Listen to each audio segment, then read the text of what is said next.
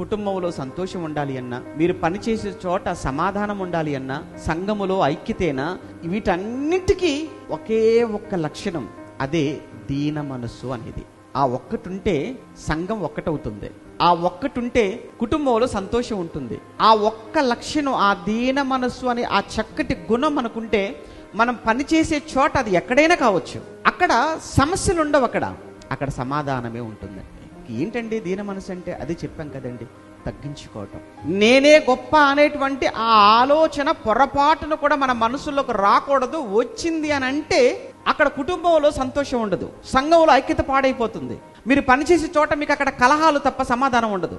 ఒకవేళ ఈ ఒక్క లక్షణం అందరూ అలవాటు చేసుకుంటే బ్రతికే కొద్ది కాలం, బ్రతికి 60 ఏళ్ళు 70 ఏళ్ళు సంతోషంతో ఈ జీవితాన్ని మనం ముగించుకునేటువంటి ఒక మహత్తర భాగ్యం ఉంటుందండి. చెప్పండి, జీవితాన్ని సంతోషంతో ముగించుకుందామా, సమాధానంతో ముగించుకుంటే బాగుంటుందా, ఐక్యంగా ఉండి ముగించుకుంటే బాగుంటుందా? కలహాలతో, గొడవలతో, అల్లర్లతో, కొట్లాటలతో, కేసులు అనుకుంటూ, పంచాయతీలు అనుకుంటూ, సమాధానం లేక రోగాల బారిన పడిపోయి అప్పుల పాలైపోయి ఏంటి బాధలన్నీ?